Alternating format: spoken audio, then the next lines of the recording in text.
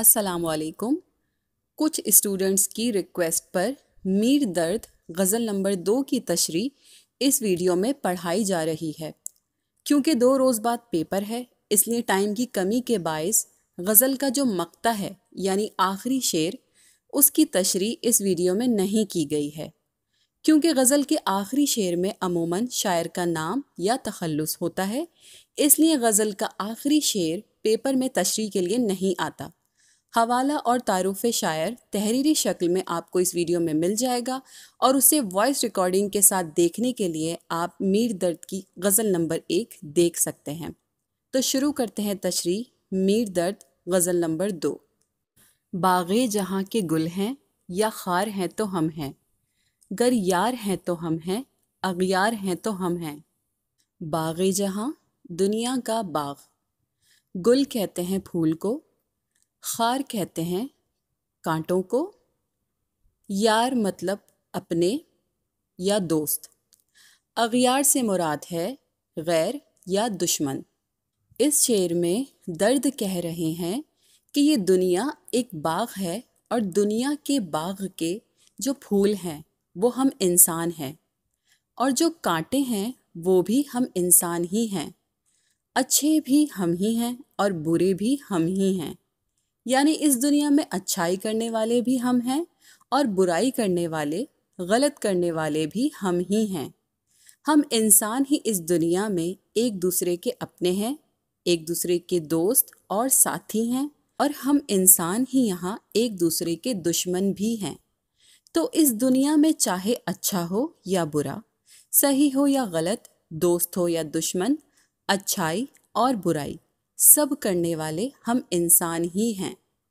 वाबस्ता है हमी से गर जब्र है वगर कद्र, मजबूर हैं तो हम हैं, मुख्तार हैं तो हम हैं। वाबस्ता से मुराद है जुड़ा हुआ या मुंसलिक। जबर का मतलब है जुल्म या ज़बरदस्ती। कद्र कहते हैं ताकत या इख्तियार को। मुख्तार से मुराद है इख्तियार रखने वाला।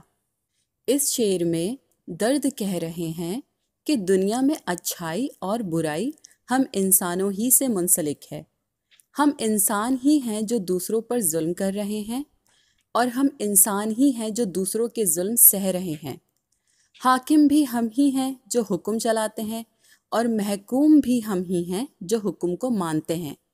मजबूर और कमज़ोर भी हम इंसान हैं जिन पर जुल्म सितम किए जा रहे हैं, और जुल्म करने वाले बाइख्तियार और ताकतवर भी इंसान ही हैं जो अपनी ताकत का फ़ायदा उठाकर कमज़ोर इंसानों पर जुल्म करते हैं। गर्ज़ के इस दुनिया में जुल्म सहने वाले, जुल्म करने वाले, कमज़ोर, ताकतवर, हुक्म देने वाले और हुक्म की पैरवी करने वाले सब इंसान ही हैं। अल्फाज खल्क हमबिन सब मोहमलात से थे, मानी की तरह रब्ते गुफ्तार हैं तो हम हैं। खल्क मतलब तख्लीक या पैदाइश। मोहमलात से मुराद है बेकार। रब्ते गुफ्तार कहते हैं बातचीत या ताल्लुक़ को। इस शेर में दर्द कह रहे हैं कि कायनात की तख्लीक हम इंसानों के बग़ैर नामुकम्मल थी। दुनिया की हर शय का वजूद बेमायने होता अगर इंसान का वजूद ना होता। इंसान दुनिया की वो मखलूक है जिसके बग़ैर दुनिया में खल्क हुई हर चीज़ बेकार थी। दुनिया की तमाम मखलूक़ात इंसान के बग़ैर उन अल्फाज की तरह थीं जिनके कोई मायने नहीं होते, पर इंसान की तख्लीक के साथ कायनात की हर शय को जैसे मायने मिल गए। तमाम मखलूक़ात और इंसानों के बीच एक गहरा ताल्लुक़ कायम हो गया। इंसान के वजूद के साथ ये कायनात और इसकी हर शय बामायने और बामकसद है, और इंसान ही के वजूद से इस कायनात के तमाम रंग हैं। तेरा ही हुस्न जग में हर चंद मौजज़न है, तिस पर भी तिश्ना कामे दीदार हैं तो हम हैं। जग से मुराद है दुनिया। हर चंद का मतलब है अगरचे। मौजज़न मतलब रवां है, बहता हुआ। तिस कहते हैं इसको। तिश्ना कामे दीदार मतलब दीदार के प्यासे।